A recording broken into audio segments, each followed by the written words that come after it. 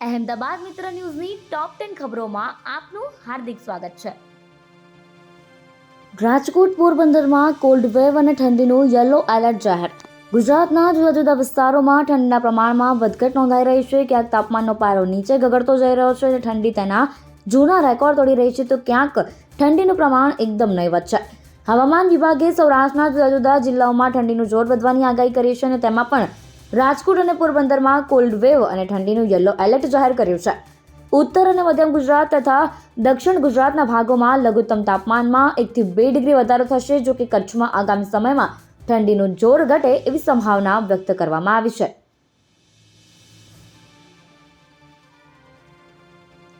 Riverfront security guard બન્યા શોભાના ગાંઠિયા સમાન. અમદાવાદની સાબરમતી નદીમાં બ્રિજની નીચે વચ્ચેના ભાગે ઉભા રહીને કેટલાક લોકો દ્વારા ગેરકાયદેસર રીતે માછલીઓ પકડવામાં આવી રહી છે.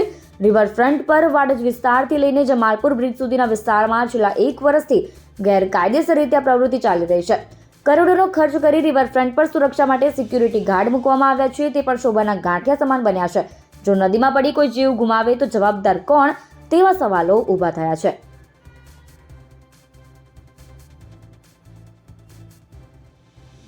ડોક્ટર ખોડિયારના નામે લોકોને ધૂતતો ભૂવો. અમદાવાદની અસારવા સિવિલના આઈસીયુમાં ભુવાએ જે વિધિ કર્યાનો વિડીયો વાયરલ થયો છે, જેને લઈને હવે ભુવા સામે પોલીસ ફરિયાદ નોંધાશે. આ ભુવાએ માત્ર સિવિલ હોસ્પિટલમાં જ નહીં, અન્ય હોસ્પિટલમાં જઈને પણ દાખલ દર્દીની વિધિ કરેલી છે. ભુવો હોસ્પિટલમાં વિધિ કરતો તેનો વિડીયો પણ બનાવતો અને સોશિયલ મીડિયામાં મૂકતો. આ ભુવાના સોશિયલ મીડિયામાં 80,000થી વધારે ફોલોઅર્સ છે. આ ભુવાએ પોતાના મંદિરમાં રાખેલા ભગવાનને ડોક્ટરના કપડાં પહેરાવ્યા છે અને મંદિરમાં હોસ્પિટલ જેવો માહોલ ઊભો કર્યો છે. આ સાથે જ અહીં દર્દીને તેના પરિવારજનોને બોલાવી તેની વિધિના ચમત્કારથી જ દર્દી સાજો થયો છે તેવો દાવો પણ કરવામાં આવી રહ્યો છે.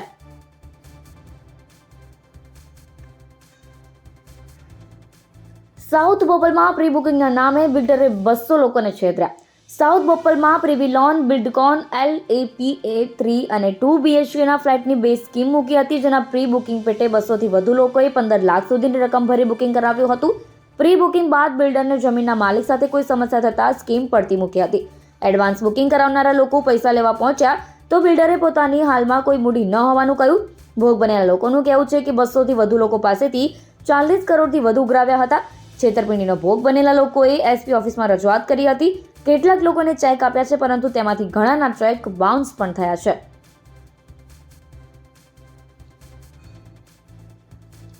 જુહાપુરામાં પ્રતિબંધિત ચાઇનીઝ દોરીનું વેચાણ કરનારા 2 ઝડપાયા. જુહાપુરામાં પ્રતિબંધિત ચાઇનીઝ દોરી વેચી રહેલા 2 યુવકની પોલીસે ધરપકડ કરી હતી. આ બંને ચાઇનીઝ દોરીનું છૂટકમાં વેચાણ કરવા માટે લાવ્યા હતા. જો કે આ બંને જણા જેની પાસેથી દોરી વેચવા માટે લાવ્યા હતા તે વેપારીને પકડવા પોલીસે તજવીજ શરૂ કરી હતી.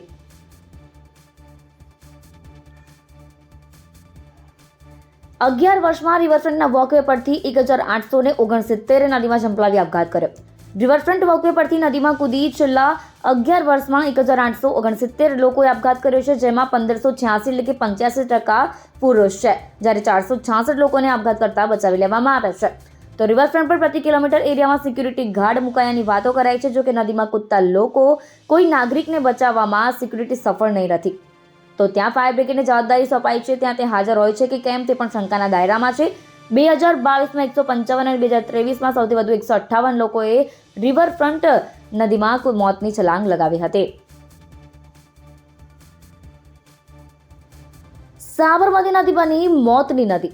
અમદાવાદની સાબરમતી નદી મોતની નદી બની ગઈ છે. રિવરફ્રન્ટના વિકાસ થયા પછી પણ વોકવે પરથી અનેક લોકો કૂદીને આત્મહત્યા કરી રહ્યા છે.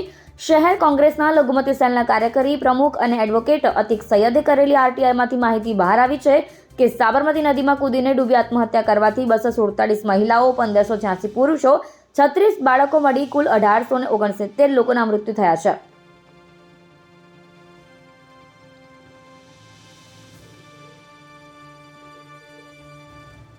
ની ફેમિલી કોર્ટે નકારેલી ડિવોર્સની અરજી HCA સ્વીકારી. ગુજરાત હાઈકોર્ટમાં આણંદથી એક પતિએ ઓસ્ટ્રેલિયામાં રહેતી પોતાની પત્ની સાથે છૂટાછેડા લેવા અપીલ દાખલ કરી હતી. 2015માં પતિએ સૌપ્રથમ આણંદની ફેમિલી કોર્ટમાં છૂટાછેડાની અરજી દાખલ કરી હતી, જેને વર્ષ 2017માં નકારી દેવાઈ. પતિએ ગુજરાત હાઈકોર્ટમાં પડકારી. હાઈકોર્ટે નોંધ્યું કે 10 વર્ષથી પત્ની ઓસ્ટ્રેલિયામાં રહે છે. કાયદા અને સુપ્રીમ કોર્ટના ચુકાદા મુજબ લગ્ન બાદ લાંબો સમય દૂર રહેવું એ ક્રૂરતા છે, જેથી પતિની અરજી ગ્રાહ્ય રાખી હાઈકોર્ટે આણંદની ફેમિલી કોર્ટનો ચુકાદો રદ ઠેરવ્યો.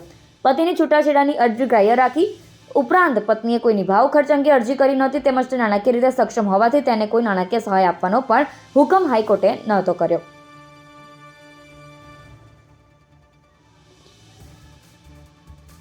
આશીર્વાદ સ્કૂલને ડીઈઓની નોટિસ.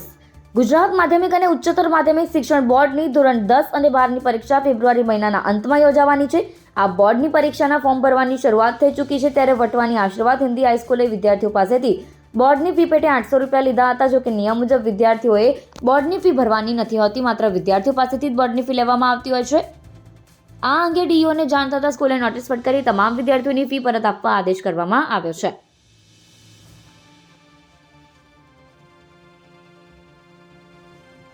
મુખ્યમંત્રીની અધ્યક્ષતામાં કેબિનેટ બેઠક મળી. ઔદ્યોગિક વસાહતોને જમીન ફાળવણી કરવાની નીતિમાં સુધારો કરાયો.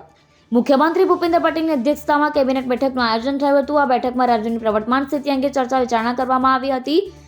બેઠકમાં પીએમજેવાય યોજના હેઠળ આવરી લેવાયેલ તમામ હોસ્પિટલો માટે નવી તૈયાર કરવામાં આવેલી એસઓપીના અમલીકરણ અંગે ચર્ચા કરવામાં આવી હતી. આ ઉપરાંત રાજ્યમાં હાલ ચાલી રહેલ ટેકાના ભાવે મગફળી ખરીદી તેમજ સ્થાનિક સ્વરાજ્યની ચૂંટણી રેશન કાર્ડ માટે ચાલી રહેલી ઈ-કેવાયસી પ્રક્રિયા અંતર્ગત પણ ચર્ચા કરવામાં આવી હતી.